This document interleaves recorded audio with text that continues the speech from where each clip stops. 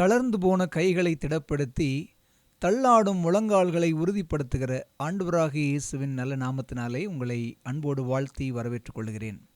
இந்த நாட்களிலும் கொடிய காலங்களும் குண கட்டுமானமும் என்கிற முக்கிய தலைப்பின் கீழாக தொடர் பாடங்களை நாம் படித்து கொண்டிருக்கிறோம். அதன் அடிப்படையிலே இந்த நாளிலும் மூன்றாவது செய்தியாக அவமானம் தரும் வெகுமானம் என்கிற தலைப்பின் கீழாக நாம் பாடத்தை படிக்க இருக்கிறோம். எபிரேயர் புஸ்தகம் 12வது அதிகாரம் 2வது வசனம். அவர் என்றால் இயேசு கிறிஸ்து தமக்கு முன் வைத்திருந்த சந்தோஷத்தின் பொருட்டு அவமானத்தை எண்ணாமல் சிலுவையை சகித்து தேவனுடைய சிங்காசனத்தின் வலது பாரிசத்தில் வீற்றிருக்கிறார். எம்பெருமான் இயேசு இந்த உலகத்தில் சிலுவை மரணம் என்பது அந்த காலத்திலே ஒரு பெரிய அவமானம். அந்த அவமானத்தை குறித்து அவர் எண்ணாமல் வரும் காலத்தில் தேவனுடைய சிங்காசனத்தின் வலது பாரிசத்தில் வீற்றிருக்கக்கூடிய ஒரு பெரிய வெகுமானத்தை விரும்பியவராக அந்த அவமானத்தை அவர் சகித்து கொண்டார் என்று நாம் பார்க்கிறோம். சொல்லப்போனால் யூதர்கள் சிலுவையில் கிறிஸ்துவை அறைவதன் நிமித்தமாக அவருடைய அத்தியாயத்தை இத்தோடு முடித்து விடுகிறோம் என்று அவர்கள் நினைத்தார்கள். அவரை தோற்கடித்து விட்டதாக அவர்கள் நினைத்தார்கள். பாவம், அவர்களுக்கு புரியவில்லை. கிறிஸ்துவின் பெரிய வெற்றிக்கான அடிப்படையே அந்த சிலுவை மரணம்தான் என்பது. நாம் சொல்கிறோம்ல, failure is the stepping stone of success. தோல்வியே வெற்றிக்கு முதற்படி. 118வது சங்கீதம் 22வது வசனத்தில் வாசிக்கிறோம், வீடு கட்டுகிறவர்கள் ஆகாது என்று தள்ளின கல்லே மூளைக்கு தலைக்கல்லாயிற்று. இந்த நாளிலும் அவமானம் நமக்கு தரக்கூடிய வெகுமானத்தை ஜெபத்தோடு படிப்போமா? அன்புள்ள ஆண்டவரே, இந்த அருமையான நல்ல நாளிலும் உம்முடைய பாதத்தண்டையில் எங்களை ஒப்புக் கொடுக்கிறோம். செய்தியை பேச நிற்கிற அடியேன் பலவீனமான மனிதன். அன்புள்ள ஆண்டவரே, என்னுடைய பலவீனம் வெளிப்படாமல் தேவனுடைய பலம் வெளிப்பட பரலோகத்தின் மகத்துவங்களை நாங்கள் கேட்க பரிசுத்த ஆவியானவர் எங்களோடு இடைபடும்படியாய் இயேசுவின் வழியாக ஜெபிக்கிறோம் நல்ல பிதாவே, ஆமென். இந்த நாட்களிலும் தோல்வி, இழப்பு, ஏமாற்றம், அவமானம் இவைகளில் நம்மால் ஏற்றுக்கொள்ள முடிகிறதா? ஃபெயிலியர், லாஸ், டிசப்பாயின்மெண்ட், ஷேம், இந்த காரியங்களை இந்த நடைமுறை சம காலத்தில் வாழக்கூடிய ஆண்களாக இருந்தாலும் சரி, பெண்களாக இருந்தாலும் சரி, எவராலும் இந்த தோல்வியை ஏற்றுக்கொள்ள முடியவில்லை.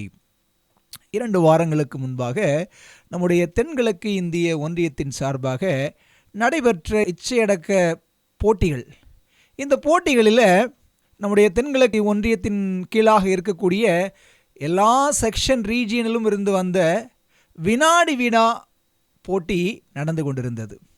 இந்த வினாடி வினா போட்டியில் சென்னை மெட்ரோ செக்ஷனும் சவுத் தமிழ் கான்ஃபரன்ஸும் கிட்டத்தட்ட ஒரே மதிப்பெண்களை பெற்றுக்கொண்டிருந்த நிலையில் எதிர்பாராத விதமாக சவுத் தமிழ் கான்ஃபரன்ஸில் உள்ள குழுவினர் ஒரு 5 மதிப்பெண்கள் குறைவாக எடுத்து 2ஆம் இடத்திற்குள்ளாக கடந்து வந்தனர்.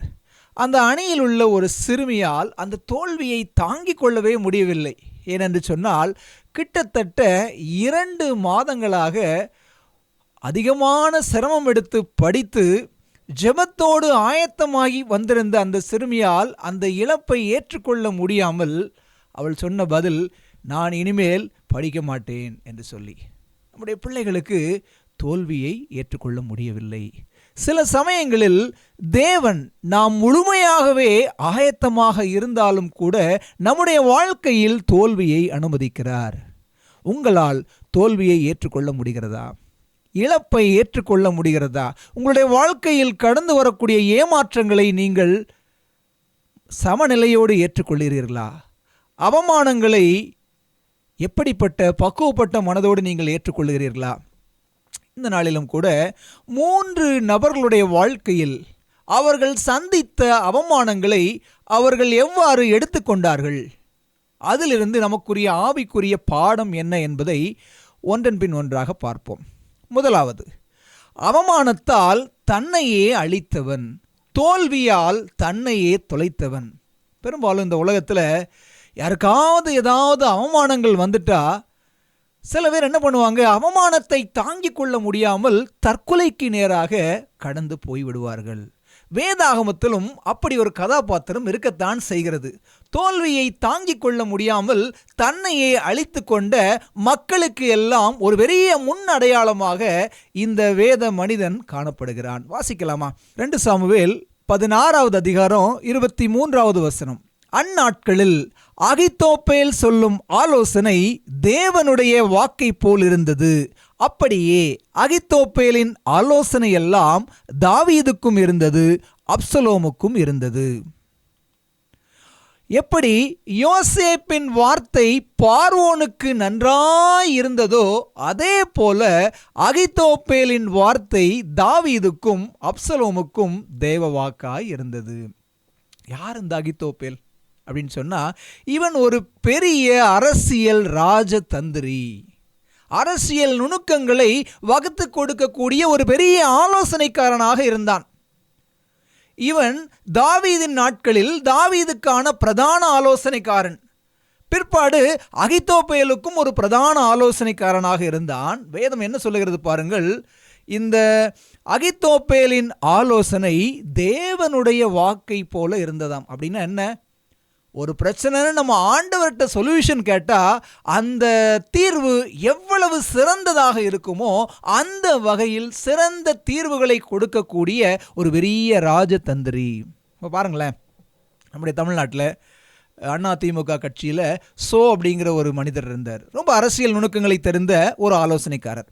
இப்போ இந்தியாவில், வட இந்தியாவில் பார்த்தீங்கன்னா பிரசாந்த் கிஷோர் அப்படின்னு சொல்லிட்டு ஐபேக் அப்படிங்கிற ஒரு நிறுவனத்தை வச்சுட்டு சொல்லி எப்படி அரசியலில் வெற்றி பெறணும் அப்படின்னு சொல்லி கட்சிகளுக்கு ஆலோசனை கொடுக்கக்கூடிய ஒரு மனிதர். இதே போல அந்த காலத்தில் ஒரு அரசியல் சாணக்கியன் தான் இந்த அகித்தோப்பேல். இந்த அகித்தோப்பேல் முதலாவது தாவீதுக்கு ஆலோசனைக்காரனாக இருந்தார். பின்னாடி அவர் தாவீதிடமிருந்து பிரிந்து வந்து அப்சலோமுக்கு ஆலோசனைக்காரனாக மாறிவிட்டார். இப்ப சூழ்நிலை என்னன்னு சொன்னா, அப்சலோம் தாவீதுக்கு விரோதமாக கலகம் பண்ணி ராஜ்யபாரத்தை அபகரித்து கொள்ள அவன் திட்டம் போடுகிறான். இந்த சூழ்நிலையில் அப்சலோமுக்கு ஆலோசனைக்காரனாக யார் இருக்கிறார்? அகித்தோப்பேல் இருக்கிறார்.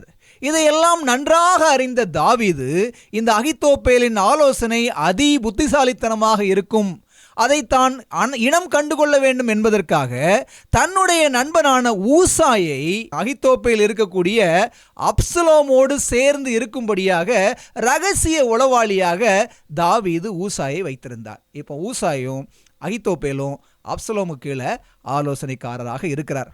இந்த சூழ்நிலையில தான் அப்சலோம் என்ன செய்யணும், ராஜ்யத்தை கைப்பற்ற அப்படின்னு சொல்லி ஒரு ஆலோசனை கேட்கிறார். 2 சாமுவேல் 17வது அதிகாரம் முதல் 4 வசனத்தை பாருங்களேன். பின்பு அகித்தோப்பேல் அப்சலோமை நோக்கி, நான் 12,000 பேரை தெரிந்து கொண்டு எழுந்து இன்று ராத்திரி தாவீதை பின்தொடர்ந்து போகட்டும். அவன் விடாய்த்தவனும் கை தளர்ந்தவனுமாயிருக்கையில் நான் அவனிடத்தில் போய் அவனை திடுக்கிட பண்ணுவேன். அப்பொழுது அவனோடு இருக்கும் ஜனங்கள் எல்லாரும் ஓடி போவதனால் நான் ராஜா ஒருவனை மாத்திரம் வெட்டி ஜனங்களை எல்லாம் உம்முடைய வசமாய் திரும்ப பண்ணுவேன். இப்படி செய்ய நீர் வகை தேடினால் எல்லாரும் திரும்பின பின் ஜனங்கள் சமாதானத்தோடு இருப்பார்கள் என்றான்.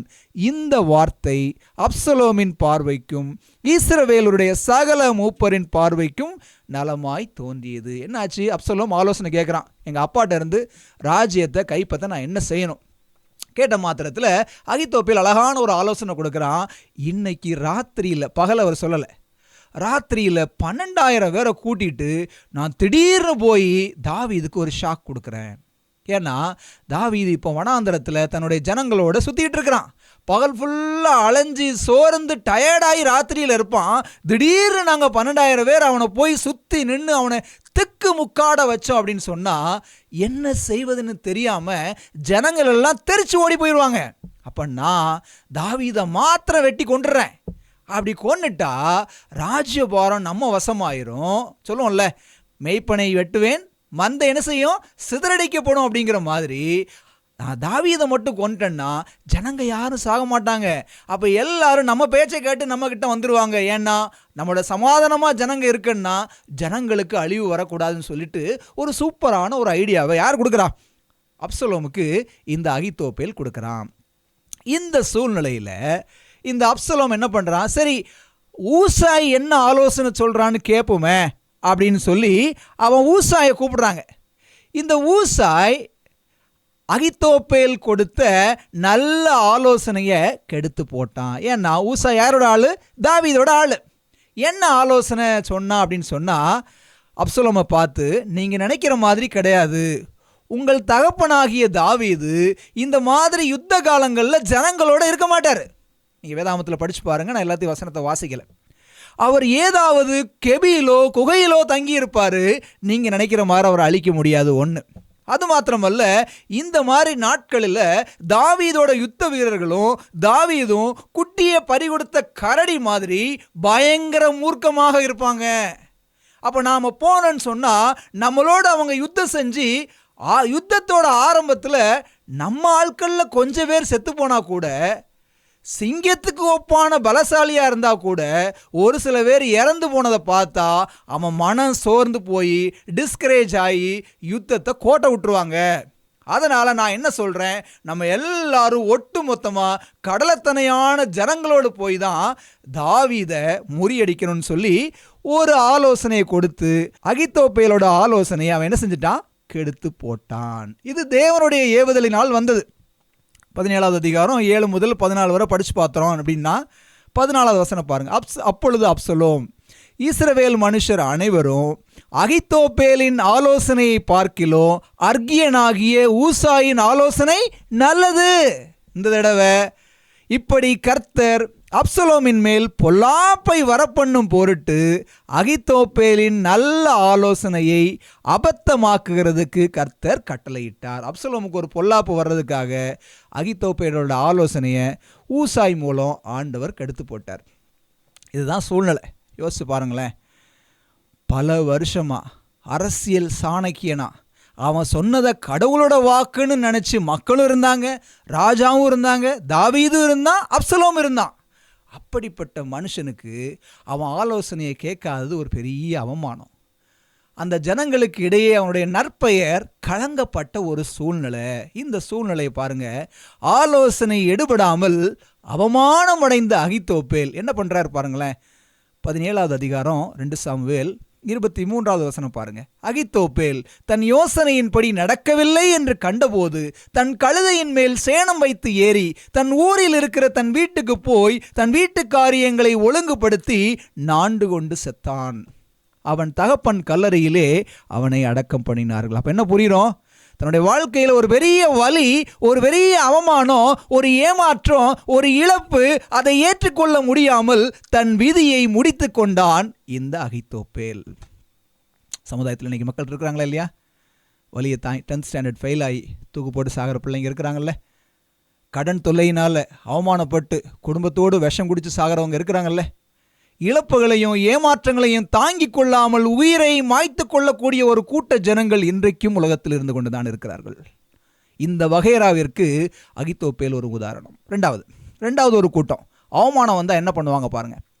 அவமானம் கொடுத்தவனையே அழித்தவள். என்னைய வாசிங்கப்படுத்துகிற உன் கதையை நான் முடிக்கிறேன் பாரு. இது 2வது வகை கூட்டம். கூட்டம் அவமானத்தால் தன்னையவே கொண்டுட்டாங்க. 2வது கூட்டம் யார் அவமானப்படுத்தினார்களோ, யார் எனக்கு இழப்பை கொண்டு வந்தார்களோ, யார் என்னை ஏமாற்றினார்களோ அவர்களை நான் என்ன செய்ய போகிறேன்? அழிக்கப் போகிறேன் என்று சொல்லக்கூடிய 2வது வகையராவையும் வேதாகமும் பதிவு செய்கிறது. படிக்கலாமா? மார்க்கு சுவிசேஷ புத்தகம் 6வது அதிகாரம் 18-20 வரை வாசிக்கிறோம். யோவான் ஏரோதை நோக்கி, நீர் உம்முடைய சகோதரன் மனைவியை வைத்துக் கொள்வது நியாயமல்லவென்று சொன்னது நிமித்தம் ஏரோது சேவகரை அனுப்பி யோவானை பிடித்து கட்டி காவலில் வைத்தான். ஏரோதியாலும் அவனுக்கு சதி நினைத்து அவனை கொன்று போட மனதாயிருந்தால் ஆகிலும் அவளால் கூடாமற் போயிற்று. அதேனென்றால் யோவான் நீதியும் பரிசுத்தமும் உள்ளவன் என்று ஏரோது அறிந்து அவனுக்கு பயந்து அவனை பாதுகாத்து அவன் யோசனையின்படியே அநேக காரியங்களை செய்து விருப்பத்தோடே அவன் சொல்லை கேட்டு வந்தான். என்ன காரியத்தை பார்க்குறோம்? இங்கே ஒரு விஷயத்தை பார்க்க முடியுது. யோவான் ஏரோது தன்னுடைய சகோதரன் பிலிப்புவின் மனைவியை தன்னுடைய மனைவி ஆக்கி கொண்டான். இந்த ஒரு அசிங்கத்து நிமித்தம் யோவான் ஏரோதையும் ஏரோதியாளையும் கண்டிக்கிறான்.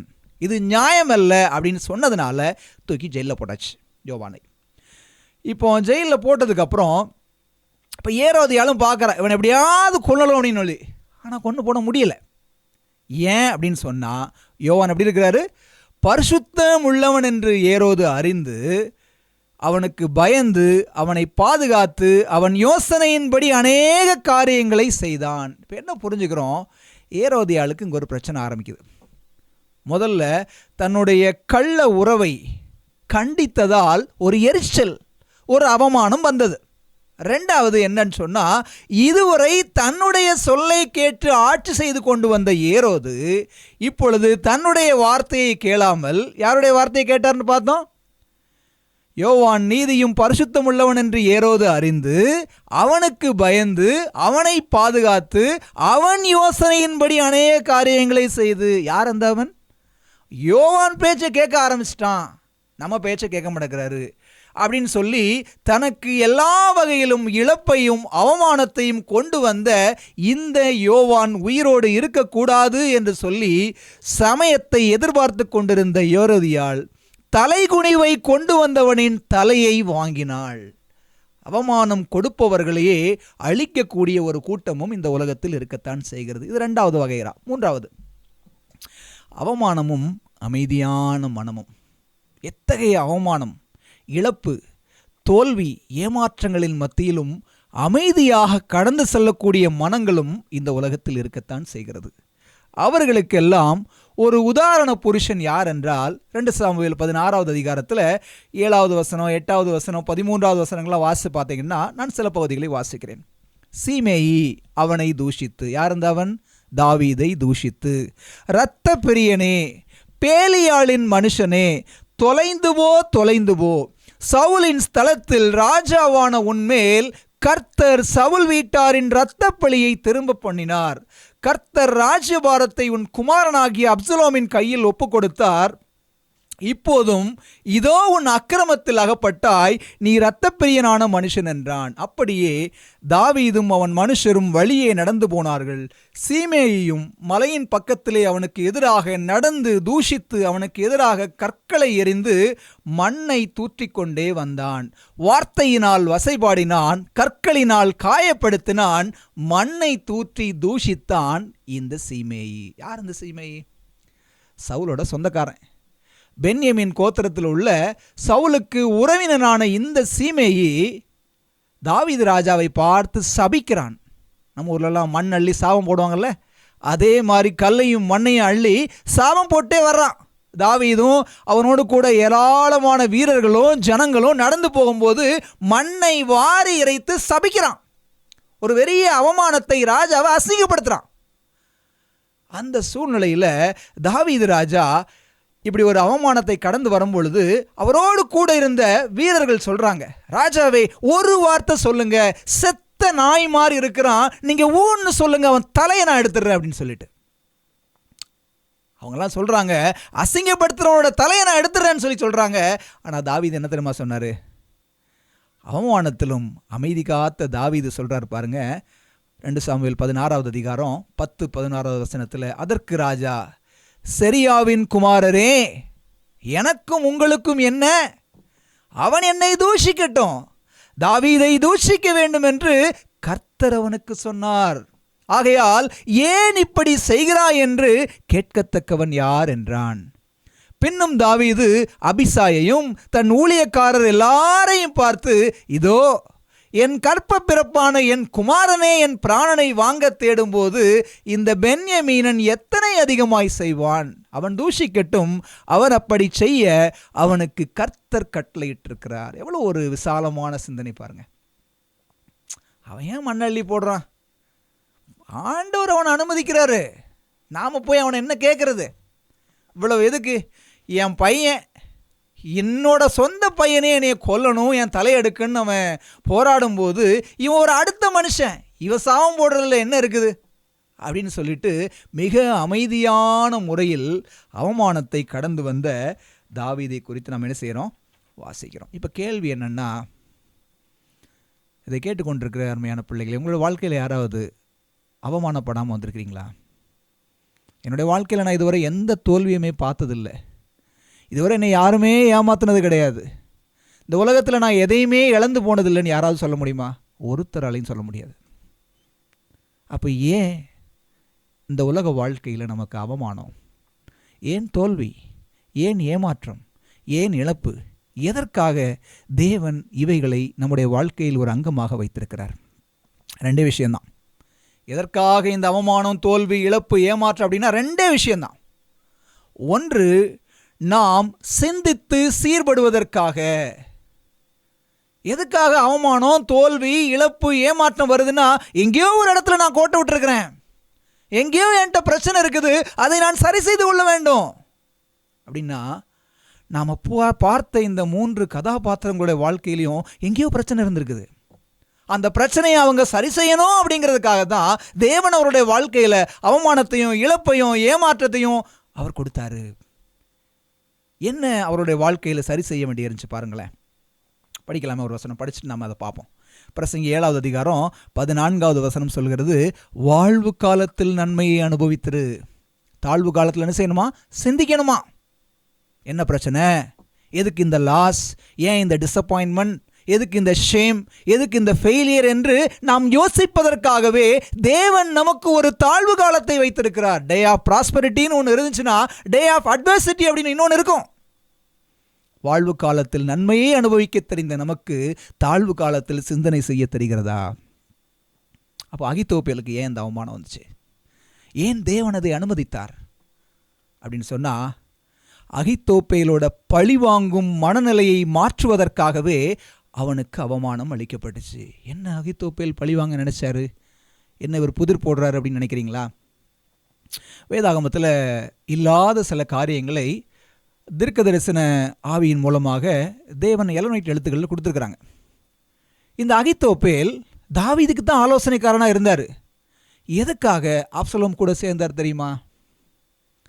பத்சேபாள் காரியத்திற்காக. இந்த பத்சேபாள் அகித்தோப்பேலோட பேத்தி. சொந்த பேர்த்தியை தனக்கு மனைவியாக தாவீது எடுத்துக்கொண்டான். இது நிமித்தமாக அகித்தோப்பேலின் குடும்பத்திற்கு ஒரு பெரிய அவமானம், ஒரு பெரிய களங்கம் வந்தது. அவர்களுடைய பெயர் அங்கு கெட்டுவிட்டது. இதை உணர்ந்த அவமானமாக, கேவலமாக பார்த்த அகித்தோப்பேல் தாவீதை பழிவாங்க வேண்டும் என்று சொல்லி அப்சலோமோடு சேர்ந்து கொண்டான். இந்த மனநிலையை அவன் மாற்ற வேண்டும் என்பதற்காகவே தேவன் அவனுடைய வாழ்க்கையில் ஒரு பெரிய அவமானத்தை கொடுத்தாரு. ஆனால் அவன் சிந்தித்து சீர்படாமல், அதை யோசிக்காமல் தன்னையே அழித்து கொண்டான். எதுக்காக அவமானம் கொடுக்கப்பட்டுச்சோ அதை அவன் யோசிக்கவே இல்லை, முதலாவது. ரெண்டாவது, எதுக்காக ஏரோதியாளுக்கு அப்படிப்பட்ட ஒரு பெரிய அவமானம்? தன்னுடைய கணவனை விட்டு சோரம் போன ஒரு வாழ்க்கை வாழ்ந்து கொண்டது அவள் மனம் மாறி நல்ல ஒரு தாரமாக விளங்க வேண்டும் என்பதற்காக யோவான் மூலமாக ஒரு பெரிய கண்டிப்பையும், ஒரு எச்சரிப்பையும், ஒரு அவமானத்தையும் தேவன் கொடுத்தார். ஆனாலும் கூட அவள் அதை சரி செய்யாமல் அதை கொடுத்த யோவானையே என்ன செஞ்சா? அழித்து விட்டாள் என்று சொல்லி பார்க்கிறோம். தாவீது அவமானப்படக்கூடிய ஒரு சூழ்நிலையை தேவன் ஏன் கொடுத்தார்? அதிலே நம்ம படித்தோம். இரத்த பிரியனே. தாவீது ஒரு இரத்த பிரியன் தான். பத்சேபாளுக்காக உரியாவையே கொலை செய்தான். ஒரு பாவமும் அறியாத ஒரு உரியாவை கொலை செய்தான். இந்த பாவத்தெல்லாம் தேவன் அவனுக்கு நினைப்பூட்டுறாரு. இப்படி எல்லாம் நீ அடுத்த குடும்பத்திற்கு ஒரு பெரிய அவமானத்தை கொடுத்துருக்குற அப்படிங்கிறத அவனுக்கு நினைப்பூட்டுகிறார். அதனால தான் மறுபடி அவனுக்கு ஒரு அவமானம் வரும் பொழுது, நான் எதை விதைச்சனோ அதே தான் நான் அறுக்கிறேன். அகித்தோப்பேலோட குடும்பத்திற்கு, பத்சேபாளுக்கு, உரியாவுக்கு நான் என்ன செஞ்சனோ அதே இது எனக்கு இப்போ திரும்ப வருது. இப்போ நான் தூஷிக்கிறதுக்கு நான் ஏமாத்துறோம், நான் நினைத்ததை தான் நான் அறுக்கிறேன்னு சொல்லிட்டு அந்த இடத்துல தாவீது அதை ஏற்றுக்கொண்டான். அவனை சரி செய்து கொள்வதற்காக அந்த அவமானத்தை அவன் ஏற்றுக்கொண்டதை என்ன செய்ய முடிகிறது? பார்க்க முடிகிறது. ரெண்டாவது, அவமானங்கள், இழப்புகள், தோல்விகள், ஏமாற்றம் வருவது நாம் சிந்தித்து சீர்படுவதற்கு முதலாவது. ரெண்டாவது, அவைகளை சந்தித்து நாம் பலப்படுவதற்கு. பலவீனர்களாக இருக்கக்கூடிய நாம் பலவான்களாக மாறுவதற்காகவே. சொன்னல, தோல்வியே வெற்றிக்கு முதற்படி. ஒரு பெரிய வெற்றியை பெறுவதற்காக அநேக தோல்விகளை இந்த உலகத்தில் நாம் கடந்து வர பரலோகத்தின் ஆண்டவர் நம்மை அனுமதிக்கிறார். நான் ஒரு காரியத்தை சொல்கிறேன் பாருங்களேன். ஒரு பெரியவர், ஒரு 2-3 மாதத்துக்கு முன்னாடி 72 வயதான அவருடைய மனைவியை இழக்க கொடுத்தார். இறந்து போயிட்டாங்க. அப்போ அந்த பெரியவரை பார்த்து பேசும்போது அவர் சொன்ன காரியம், ஆண்டவர் அன்புள்ளவர், ஆண்டவர் இரக்கமுள்ளவர், அவர் பரிதாபம் கொள்ளுகிறவர் அப்படின்லாம் நம்ம பைபிளில் படிக்கிறோமே தம்பி.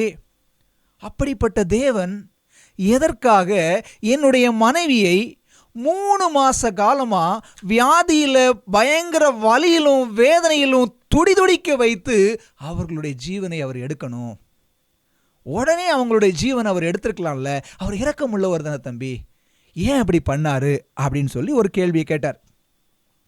ஒரு கேள்வியை கேட்டுட்டு மறுபடியும் அப்படியே பேசிகிட்டு இருக்கும்போது அவர் இன்னொரு காரியத்தையும் சொன்னார்.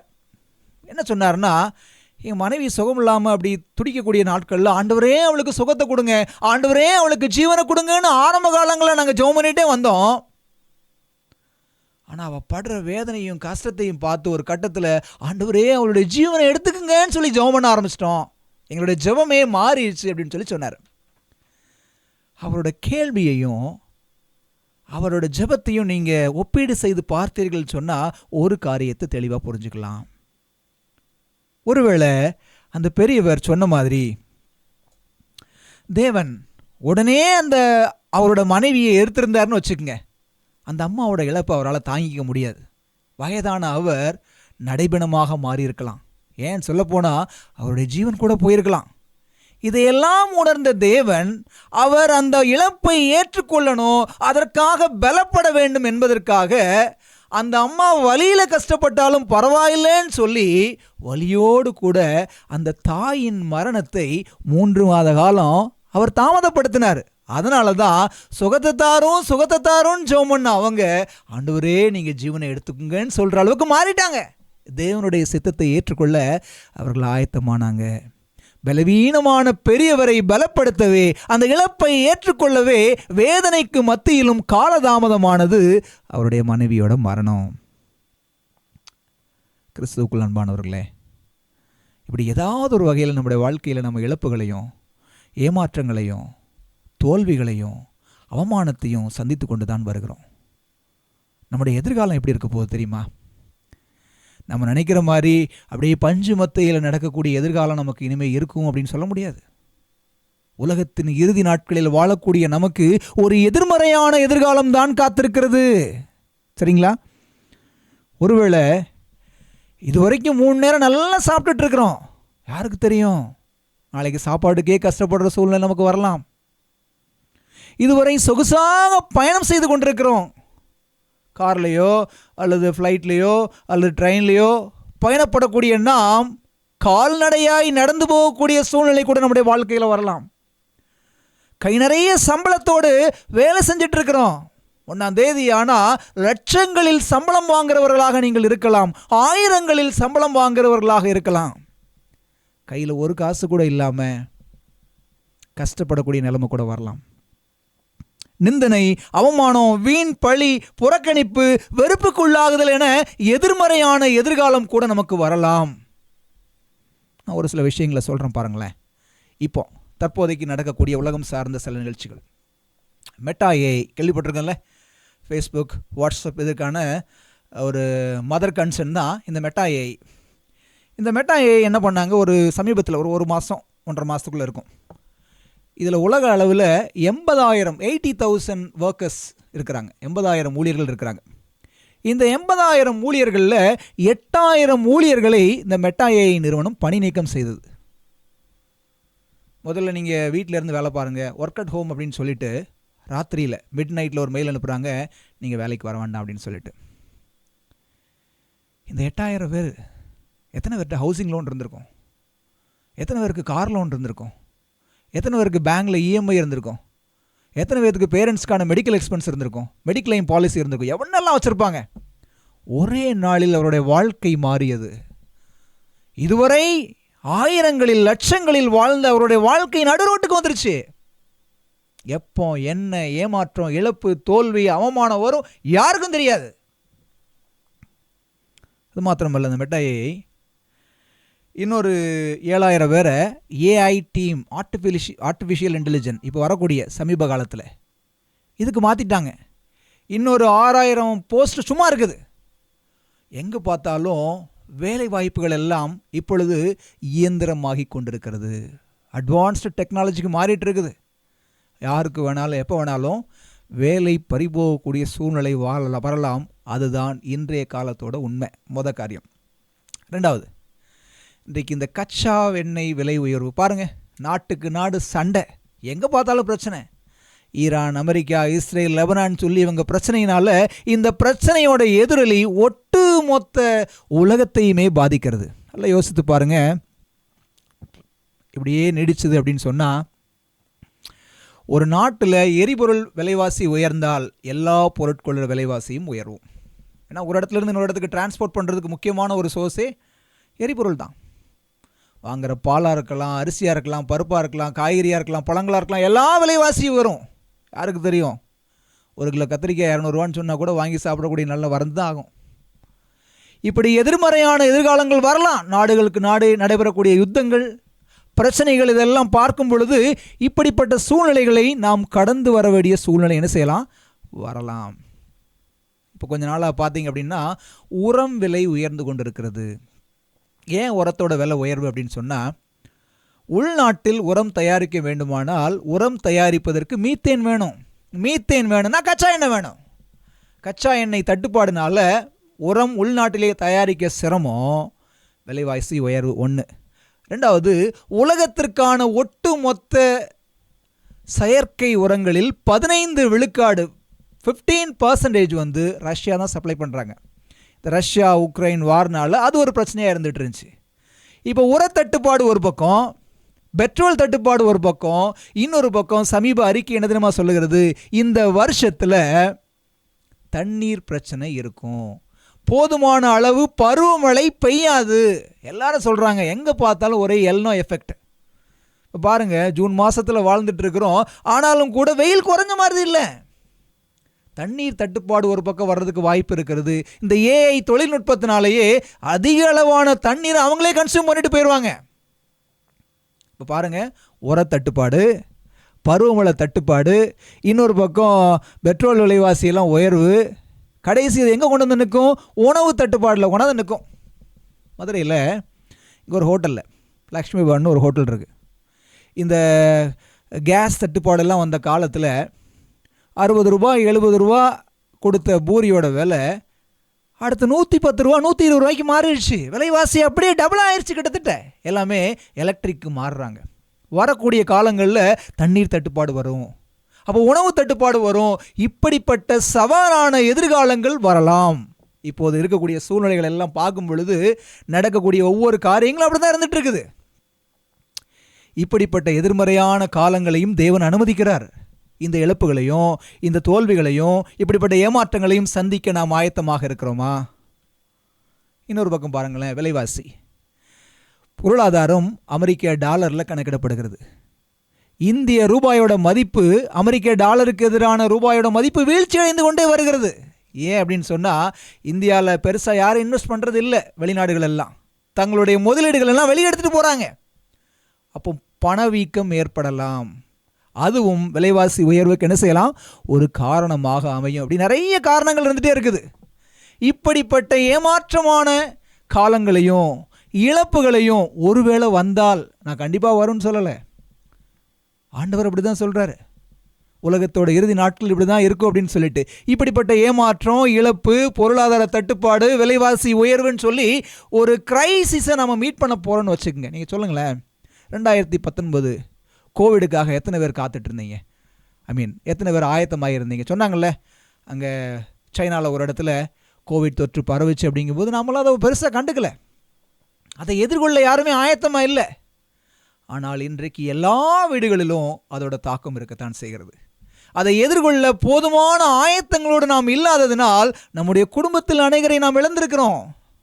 இன்றைக்கும் நாம் மூச்சு விடுவதில் சிரமப்பட்டு கொண்டிருக்கிறோம். அந்த நோயோட தாக்கம் நம்ம கூடவே டிராவல் ஆகிட்டு வந்துட்டு இருக்குது.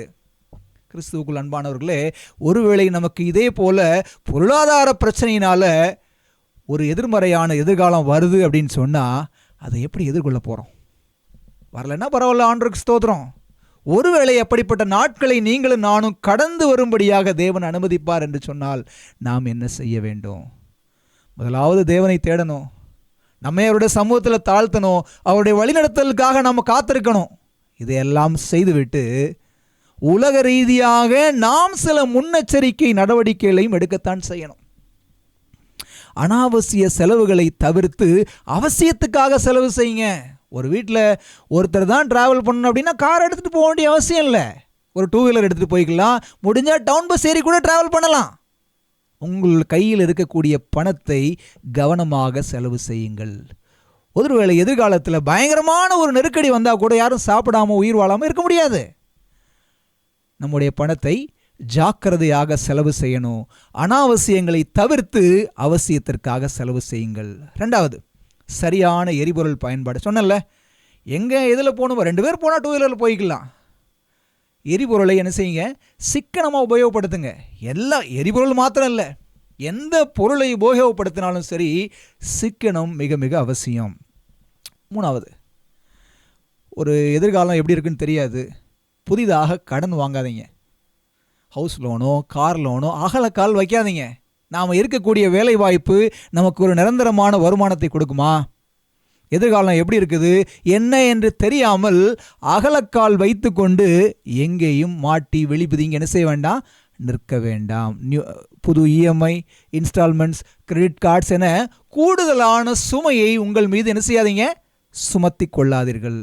அடுத்தது, எப்படி இருந்தாலும் ஒரு கிரைசிஸே வந்தால் கூட, வேலைக்கே போகாத ஒரு சூழ்நிலை, வேலையே இல்லை அப்படின்னு சொன்னால் கூட நம்முடைய குடும்பத்தை நடத்துவதற்கு ஒரு கையிருப்பு நம்முடைய சேவிங்ஸில் இருக்கணும். குறைந்தபட்சம் 3 முதல் 6 மாதத்திற்கான குடும்ப செலவுகளுக்காக சேர்த்து வையுங்கள். என்ன பிரதர் எப்படி சொல்கிறீங்க, அதெல்லாம் ஆண்டவர் பார்த்துக்குவார் அப்படின்னு சொல்லிட்டு நம்ம சொல்கிறது பெரிய மதியினம். தேவன் நம்மை நடத்துவார். அதே சமயத்தில் ஊதாரித்தனமாக செலவு செய்து இருப்பவைகளை எல்லாம் அழித்து போட சொல்லி தேவன் ஒருபோதும் சொல்லலை. அப்படி சொல்லியிருந்தாருன்னா 5 அப்பம் 2 மீனை கொடுத்து போஷித்த உடனே மீததெல்லாம் ஏன் எடுத்து வைங்கன்னு சொன்னார்? தேவன் மீதமாக இருக்கிறவைகளை சில கடினமான காலத்திற்காக சேர்த்து வைக்க சொல்லுகிறார். தேவனை நம்ப வேண்டும், அதே சமயத்தில் நாம் செய்ய வேண்டிய காரியங்களையும் நாம் செய்ய வேண்டும். ஆகவே அனாவசியங்களை தவிர்த்து அவசியமான காரியங்களை செய்யும்படியாக நாம் என்ன செய்யணும், திட்டமிடணும். ஆண்டவர் இந்த தோல்வி, இந்த இழப்பு, இந்த நெருக்கடியான காலம், இந்த பொருளாதார ஒரு கிரைசிஸ், இந்த மாதிரி சூழ்நிலைகள் எல்லாம் எதுக்காக இந்த உலகத்தில் அனுமதிக்கிறார்? ஏன் இவைகளெல்லாம் நாம் கடந்து வரணும் அப்படின்னு சொன்னால், எதுக்காக இப்படிப்பட்ட கடினமான பயிற்சிகள் அப்படின்னு சொன்னால், இறுதி நாட்களில் சாத்தானோடு ஒரு பெரிய யுத்தம் நமக்கு இருக்கிறது. அந்த மகா உபத்திரவ காலத்தில் நாம் பலன் உள்ளவர்களாக அவனுக்கு எதிராக நிற்கக்கூடிய பலனை பெற்றுக்கொள்வதற்காக இந்த நாட்களில் இப்படிப்பட்ட பயிற்சிகளின் மூலமாக தேவன் நம்மை பலப்படுத்தி கொண்டு வருகிறார். பொல்லாங்கன் எய்யும் எல்லா அக்னியாஸ்திரங்களையும் அவித்து போடத்தக்கதாக பலவீனர்களான நம்மை பலவான்களாக மாற்றுவதற்கு, விழுந்து விழுந்து எழும் நம்மை வெற்றியாளராக மாற்ற தேவனுடைய பயிற்சி களம்தான் இந்த தோல்வி, இந்த இழப்பு, இந்த ஏமாற்றம், இந்த அவமானம். வேதவசனம் அப்படிதானே சொல்லுது. பாருங்களேன், அப்போஸ்தலர் 14:22 படிக்கிறோம். சீஷருடைய மனதை திடப்படுத்தி விசுவாசத்திலே நிலைத்திருக்கும்படி அவர்களுக்கு புத்தி சொல்லி நாம் அநேக உபத்திரவங்களின் வழியாய் தேவனுடைய ராஜ்யத்தில் பிரவேசிக்க வேண்டும் என்று சொன்னார்கள். அப்போ அவனுடைய ராஜ்யத்துக்கு போகிறது அவ்வளவு லேசான காரியம் இல்லை. அது இடுக்கமான வாசல். அந்த இடுக்கமான வாசல் வழியாக நாம் பிரவேசிக்க வேண்டுமானால் அநேக தோல்விகளையும் அநேக இழப்புகளையும் அநேக ஏமாற்றங்களையும் அநேக அவமானங்களையும் நாம் கடந்துதான் வரணும். அவைகளின் வழியாகவே தேவன் நம்மை அழைத்து செல்லுகிறார். நான் ஒரு சம்பவத்தை சொல்லி என்னுடைய செய்தியை முடிக்க ஆசைப்படுகிறேன். வேலூர் சிஎம்சி மருத்துவமனையில் சாதன் அப்படிங்கிற ஒரு குஷ்டரோகி மருத்துவ சிகிச்சைக்காக அனுமதிக்கப்பட்டிருந்தாராம். அப்போ குடும்பத்தை, மனைவியை, பிள்ளைகளெல்லாம் விட்டு பிரிந்து கிட்டத்தட்ட ஒரு 4 வருடமாக வேலூர் சிஎம்சியில் ஒரு ட்ரீட்மெண்ட் எடுத்தாராம். அவருக்கான ஒரு சில அறுவை சிகிச்சை எல்லாம் முடிஞ்சு, அப்போ ஒரு நாள் டாக்டர் கூப்பிட்டு சொன்னாங்களாம், 4 வருஷம் கழிச்சு, சார் நீங்கள் இனி என்ன செய்யலாம், போய் உங்கள் மனைவி பிள்ளைகளோடு சந்தோஷமாக வாழலாம் அப்படின்னு சொல்லிட்டு, ஆனாலும் சில காரியங்களில் நீங்கள் ஜாக்கிரதையாக இருக்கணும் அப்படின்னு சொல்லிட்டு, கூர்மையான பொருட்கள் மீது கையை வைப்பதோ அந்த மாதிரி காரியத்தெல்லாம் கொஞ்சம் ஜாக்கிரதையாக பார்த்துக்குங்க. ஏன்னா குஷ்டரோகம் அந்த இடத்துல உணர்வு இருக்காது. ஸோ அதில் கத்தியால் வெட்டினாலோ ஏதாவது கடித்தாலோ அதில் என்ன செய்யாது, அவங்களுக்கு உணர்வே இருக்காது. அதனால் ரொம்ப ஜாக்கிரதையாக இருங்கன்னு சொல்லி அனுப்பிட்டாராம். இப்போ ரொம்ப சந்தோஷமாக வர்றாரு. 4 வருஷத்துக்கு அப்புறம் மனைவி பிள்ளைகளை பார்க்கணும் அப்படின்னு சொல்லிட்டு வந்து அவங்களோட பேசி எடுத்து 4 வருஷத்துக்கு அப்புறம் அவங்களுடைய சொந்த வீட்டுக்கு வர்றாங்க. ராத்திரியில் எல்லா வேலையிலையும் முடிச்சுட்டு படுத்துட்டாங்க எல்லோரும். படுத்து முடிச்சுட்டு காலையில் எந்திக்கிறார். காலையில் எந்திக்கும் பொழுது வழக்கமாக அவர் என்ன செய்வாருன்னா, மருத்துவமனையோட புரோட்டோகால் படி தன்னுடைய உடல் உறுப்புகளை எல்லாம் சோதித்து பார்க்கணும். ஏன்னா குஷ்டரோகம் வந்ததுனால ராத்திரியில் ஏதாவது நடந்திருக்கா, ஏதாவது அடிபட்டிருக்கான்னு சொல்லி செக் பண்ணணும். உணர்வு இருக்காதுல்ல. அப்போ அந்த வகையில் அவர் தன்னை பரிசோதித்து பார்த்தபோது அவருடைய இடது கையோட ஆள்காட்டி விரலில் பயங்கரமாக சேதம் அடைந்திருந்தது. என்ன பார்த்தா 4 வருஷம் கழித்து அந்த வீட்டுக்குள்ளே வந்ததுனால ராத்திரியில் எலி வந்து அவரோட விரலை கடிச்சிருக்கு. கடித்து விரலை சேதப்படுத்திடுச்சு. இப்போ அவர் என்ன பண்ணணும், ஹாஸ்பிட்டலுக்கு போகணும். ஆனால் ஹாஸ்பிட்டல் போகிறதுக்கு மனசு இல்லை. ஏன்னா இப்போ தான் 4 வருஷம் கழித்து குடும்பத்தோடு சேர்ந்துருக்கோம். ஞாயிற்றுக்கிழமை இன்றைக்கி தங்கிட்டு நாளைக்கு போய் பார்த்துக்கலான்னு சொல்லிட்டு அன்றைக்கும் மனைவி பிள்ளைகளோட நேரத்தை செலவு பண்ணுறார். அதே போல் ராத்திரி வந்துச்சு. இப்போ ராத்திரியில் அவரை பாதுகாக்கணுமே, நேற்றுக்கு மாதிரி அசம்பாவிதம் நடந்துடக்கூடாது அப்படிங்கிறதுக்காக இன்றைக்கி ராத்திரி தூங்கக்கூடாதுன்னு முடிவு பண்ணிட்டார். மனைவி பிள்ளைகள்லாம் தூங்க சொல்லிவிட்டு அவர் தூங்காமல் அந்த காலத்தில் இந்த சிம்னி விளக்கு இருக்குது பாருங்கள், இந்த சிம்னி விளக்கை பற்ற வச்சு அது பக்கத்தில் புஸ்தகத்தை எடுத்து வைத்து வாசித்து கொண்டே இருந்தாராம். இப்போ வாசித்து கொண்டே இருந்த மனுஷனுக்கு 4 மணிக்கு மேலே தூக்கத்தை அடக்க முடியல, தூங்கிட்டார். காலையில் முழிச்சு பார்த்தா அவருடைய விரல் வந்து வெந்து போய் இருந்ததாம். தூக்கத்தில் என்ன பண்ணிட்டாரு, கையை கொண்டு சிம்னி விளக்கு மேலே போட்டாராம். ஓடி வர்றாரு டாக்டர்கிட்ட. அந்த டாக்டர் எனக்கு இப்படி ஆகிப்போச்சுன்னு சொல்லி அழுகிறாராம். சொல்லிவிட்டு அந்த மனுஷன் சொன்ன ஒரு வார்த்தை, டாக்டர் வலி இல்லாமல் நான் எப்படி சுதந்திரமாக வாழ முடியும்? அப்படி தானே, அந்த உணர்வு இல்லாததுனால தானே அவளால் சுதந்திரமாக வாழ முடியல. அப்போ நாம் நித்திய ராஜ்யத்தில் சுதந்திரமாக வாழ வேண்டுமானால் இந்த உலகத்தில் நமக்கு தோல்வி, அவமானம், ஏமாற்றம் அப்படிங்கிற ஒரு வலியை தேவன் அனுமதிக்கிறார். கிறிஸ்துவுக்குள் அன்பானவர்களே, இதை உணர்ந்தவர்களாக தேவன் இந்த உலகத்தில் அனுமதிக்கக்கூடிய எல்லாமே நம்முடைய நன்மைக்காகவே என்று சொல்லி நம்ம எதிர்கொள்ளக்கூடிய தோல்வியையும் அவமானத்தையும் இழப்புகளையும் ஏமாற்றங்களையும் தேவ பலத்தினாலே கடந்து வருவோம். நித்திய ராஜ்யத்தில் தேவனோடு வாழ்வோம். கர்த்தர் நம்ம ஒருவரையும் ஆசீர்வதித்து வழி நடத்துவாராக. ஜெபிப்போமா. அன்புள்ள ஆண்டவரே, இந்த நாளின் செய்திக்காக உம்மை துதிக்கிறோம், ஸ்தோத்திரிக்கிறோம். நாங்கள் எதிர்மறையான ஒரு எதிர்காலத்தை நோக்கி பயணித்து கொண்டிருக்கிறோம். ஆண்டவரே, கிறிஸ்து அன்பை விட்டு எங்களை பிரிப்பவன் யார்? அப்போஸ்தலனாகிய பவுல் கேட்டது போல தோல்வியோ ஏமாற்றமோ இழப்போ அவமானமோ எதுவும் உம்மை விட்டு எங்களை பிரித்து விடாதபடி பலவீனர்களான நாங்கள் பலவான்களாக மாறவும், ஆண்டவரே, தவறி கிடக்கிற விஷயங்களில் நாங்கள் எங்களை சீர்படவும் பரலோகத்தின் ஆண்டவர் எங்களுக்கு அனுக்கிரகம் செய்யும்படியாய் ஜெபிக்கிறோம். இந்த நாளின் செய்தியை கேட்ட ஒவ்வொருவரும் நல்ல தீர்மானங்களை செய்யவும், எதிர்காலத்தில் தேவ பலத்தை சார்ந்து வாழவும் அன்புள்ள ஆண்டவர் உதவி செய்யும்படியாய் இயேசுவின் வழியாக ஜெபிக்கிறோம் நல்ல பிதாவே, ஆமேன். கர்த்தர் உங்கள் அனைவரையும் ஆசீர்வதிப்பாராக.